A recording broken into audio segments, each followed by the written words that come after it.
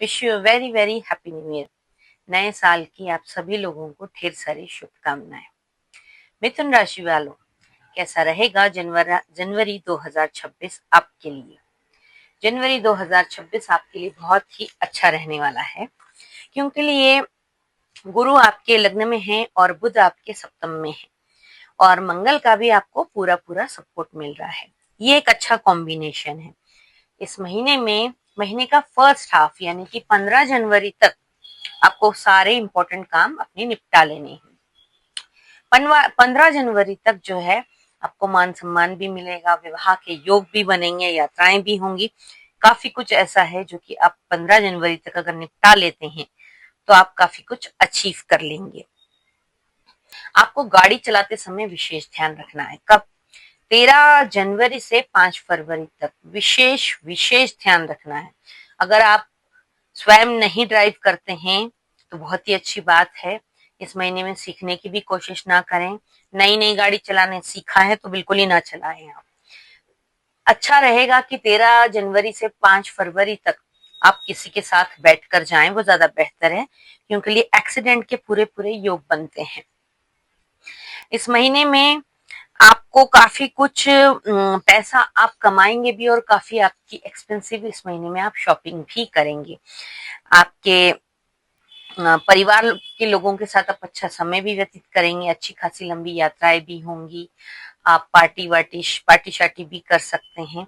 सभी कुछ बढ़िया होगा। कुछ एक 15 जनवरी के बाद आपको कुछ चीजों में ध्यान रखने की आवश्यकता है, क्योंकि ये बुध देव का भी थोड़ा सा असर ऐसा रहेगा 15 जनवरी के बाद कि आपके कम्युनिकेशन में गैप आ सकता है। उसकी वजह से कहीं पर मिसअंडरस्टैंडिंग, लड़ाई झगड़ों का माहौल बनना, ये भी हो सकता है। पेपर वर्क में भी आपको थोड़ा सा विशेष ध्यान रखने की आवश्यकता है। कहीं पर पेपर वर्क में भी गड़बड़ी हो सकती है। तो अब हम डेट वाइज जान लेते हैं कि कौन सी डेट आपके लिए शुभ रहेंगी और कौन सी डेट पर आपको विशेष ध्यान रखना है। सबसे पहले केयरफुल रहने की यानी कि सावधानी रखने की कुछ तारीखों पर हम विशेष नजर डाल लेते हैं। महीने की शुरुआत 1-2 यानी कि 1 जनवरी और 2 जनवरी को, बल्कि ये कहेंगे 31 दिसंबर से ही आपको दोपहर के बाद से थोड़ा ध्यान रखना है। 31 की पार्टी मनाने अगर आप जाते भी हैं तो वहां पर भी सतर्कता रखें और ध्यान रखें, ड्रिंक एंड ड्राइव बिल्कुल भी ना करें। 1-2, 13, 14, 17, 18, 25 और 26 इन तारीखों में आपको विशेष ध्यान रखना है। और आपके लिए जो अच्छी तारीखें हैं वो बाकी अन्य शेष जो इसको छोड़ के जो रह जाती हैं, पूरा ही समय बहुत अच्छा है, लेकिन फिर भी कुछ विशेष तारीखें हैं। 5 और 6 तारीख बहुत अच्छी है, 7-8 तारीख बहुत अच्छी है, 9 से लेके 12 तक बहुत अच्छे समय है, 19 और 20 भी बहुत अच्छा है। इस महीने में 14 जनवरी से मकर संक्रांति भी है, सूर्य उत्तरायण हो जाएंगे, अच्छे कामों की शुरुआत फिर से हो जाती है और दिन ब दिन जो है बढ़ना शुरू हो जाता है। जैसे ठंड में दिन छोटे होते हैं और रातें लंबी होती हैं, उत्तरायण के बाद फिर सूर्य अपना थोड़ा एक एक घटी बढ़ने लगते हैं। तो आपको जो है शुरुआती दिनों में आपका खर्च हो सकता है, बहुत बड़ा खर्चा हो सकता है आपकी पढ़ाई पर, आपकी हायर एजुकेशन पर या फिर बच्चों के हायर एजुकेशन पर। घर में कुछ अच्छा नया शादी का भी माहौल बन सकता है, उसमें भी आपका कुछ फंक्शन में भी आपका खर्च हो सकता है। तो 1 और 2 तारीख जो है आपके लिए काफी एक्सपेंसिव टाइम रहेगा, यानी कि इन 2 तारीखों, इन 2 दिनों में आपका ज्यादा खर्च हो सकता है। लेकिन 1 और 2 तारीख में आपके लिए ज्यादा शुभ नहीं है, तो आपको इन दिनों में अपने महत्वपूर्ण डिसीजन नहीं लेने हैं, यानी कि आपके डिसीजन आपको 1 और 2 तारीख में पेंडिंग रखने हैं। 5 और 6 तारीख मैंने जैसे कि बताया आपके लिए बहुत अच्छी है।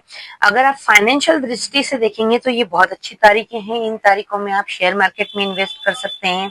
अगर आप प्रॉपर्टी का काम करते हैं तो जमीन जायदाद का लेन देन भी कर सकते हैं। आप इन तारीखों में अपना शेयर मार्केट में अपनी किस्मत को जरूर आजमा सकते हैं, आपके लिए अच्छी साबित होंगी। उसके बाद 7-8 तारीख में आप अपने रिलेशनशिप्स को इम्प्रूव करते हुए नजर आएंगे।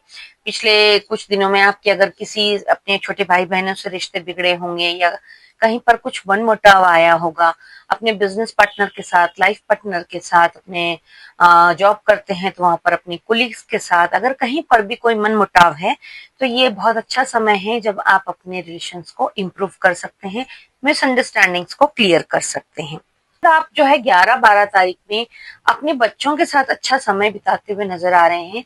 अगर नहीं भी आपका प्लान है और अगर आप शादीशुदा हैं, आपके बच्चे हैं, तो 11-12 का समय उन लोगों के लिए आप स्पेयर रखें, क्योंकि लिए आप उनके फ्यूचर के डिस्कस कर सकते हैं। बच्चों के पास भी बहुत कुछ होता है बताने के लिए। पेरेंट्स अपनी रूटीन की लाइफ की जिम्मेदारियां निभाते हुए समय नहीं निकाल पाते हैं, तो समय निकाल कर बच्चों के साथ बैठें, उनके मन की बात जाने, अपने मन की बात उन्हें बताएं, तो काफी कुछ बच्चों का फ्यूचर आप डिस्कस कर सकते हैं इन दिनों में। 13-14 तारीख में आपको कोई भी महत्वपूर्ण निर्णय नहीं लेना है। इन दिनों में आपको रोग, ऋण और शत्रु से बचने की आवश्यकता है। 13-14 तारीख में आपको कोई डील भी साइन नहीं करनी है। कहीं पर अगर लोन लेने की आवश्यकता है तो लोन वैसे यथासंभव लोन लेना टालें, और फिर भी अगर लोन लेना जरूरी है तो आप जहां पर कम इंटरेस्ट में लोन मिले वो लोन लें, या फिर अपने परिवारजनों से किसी से आप हैंड लोन ले सकते हैं जिसमें आपको इंटरेस्ट देना ना पड़े। इन 2 दिन में आपके शत्रु भी एक्टिवेट हो सकते हैं, तो थोड़ा ध्यान रखने की आवश्यकता है, और आपकी थोड़ी सी हेल्थ में भी इन दिनों में दिक्कत आ सकती है। 17-18 तारीख में आपको विशेषकर राय दी जाती है कि बुध के वक्री होने का आपके ऊपर पूरा पूरा प्रभाव रहेगा। तो बुध क्या होता है, कम्युनिकेशन गैप करा देते हैं कई बार। जब बुध सही स्थिति में होते हैं तो आपका कम्युनिकेशन स्किल बहुत बढ़ जाती है, बहुत अच्छा आपकी बात सुनी जाती है, बात की आपका लोहा माना जाता है। लेकिन जब बुध सही स्थिति में नहीं होते, वहीं पर आपकी बातों का मतलब ही अलग निकाला जाता है, मिसअंडरस्टैंडिंग होने के बहुत चांसेस होते हैं, बोले कि काम बिगड़ा, ऐसी स्थिति आ जाती है। तो 17 और 18 तारीख में आप 17, 18 और 19 इन तारीखों में आप कम बोलने का प्रयास करें। बहुत ज्यादा मिसअंडरस्टैंडिंग हो सकती है, राई का पहाड़ भी बन सकता है। बाकी 19-20 आपकी बहुत अच्छी ट्रैवलिंग हो सकती है अपने फैमिली मेंबर्स के साथ, अपने कोलिग्स के साथ, और इस ट्रैवलिंग से आपको फायदा होता हुआ भी नजर आ रहा है। शेयर मार्केट के लिए भी बहुत अच्छा समय है, स्टूडेंट के लिए भी बहुत अच्छा है। जो लोग कॉम्पिटिटिव एग्जाम देना चाह रहे हैं, अच्छी खासी तैयारी हो सकती है, कुछ अच्छा इंप्रूवमेंट होता हुआ नजर आ रहा है। जो लोग जॉबलेस हैं उन लोगों के लिए भी बहुत अच्छा है। अगर आप कोई नौकरी पाना चाह रहे थे तो इस अवधि में आपको कोई नौकरी, आप जॉब हासिल कर ही लेंगे, और अगर स्विच करके दूसरी करना चाह रहे थे तो उसके लिए भी बहुत अच्छा समय है। 15-16 भी आपके लिए बहुत अच्छा है। जहां पर 17-18 तारीख में आपको कम बोलने की हिदायत दी जा रही थी, वहीं पर 15-16 में आपकी बातों का ही जलवा माना जाएगा और इस अवधि में आप छा जाएंगे। लेकिन 15-16 के बाद ही 17-18 है, तो आप कहीं ऐसा ना हो कि ओवर कॉन्फिडेंस में आकर आप उस ज्यादा बोल दें और आपकी बातों की वजह से आपका अपमान हो। बाकी इस महीने में 6 जनवरी और 22 जनवरी को गणेश चतुर्थी है। गणेश जी भी आपके वाणी के भी देवता कहे जाते हैं, तो अगर आप गणेश मंदिर जाएंगे तो आपके कम्युनिकेशन में कोई डिस्टरबेंस नहीं रहेगा, प्रॉपर्टी से संबंधित कामों में कोई समस्या नहीं आएगी, पेपर वर्क में कोई समस्या नहीं आएगी। ओम गंग गणपते नमः का जाप करते रहें, आपको काफी अच्छा महसूस होगा। 16 और 30 तारीख को प्रदोष है। प्रदोष काल में महादेव के ऊपर जलाभिषेक करना, कच्चे दूध में काले तिल डाल करके उनका अभिषेक करना बहुत ही शुभ होता है। जीवन में आने वाली अचानक वाले होने वाली घटनाएं हैं, शनि की 7.5 ढैया दशा से जो पीड़ा मिलती है उन सबसे मुक्ति मिलती है।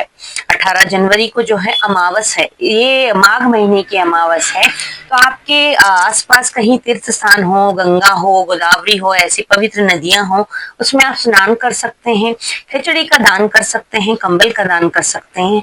खिचड़ी का दान करना, कंबल का दान करना राहु केतु और शनि को कंट्रोल करता है, आपके लिए काफी लाभदायक रहेगा। ये भी है 26 जनवरी को। आप सभी लोगों को रिपब्लिक डे की भी ढेर सारी शुभकामनाएं। इस वीडियो को आप अगर अपने नोन में कोई मिथुन राशि वाले हैं उनके साथ शेयर कीजिए, इस जानकारी को और लोगों तक भी पहुंचाइए।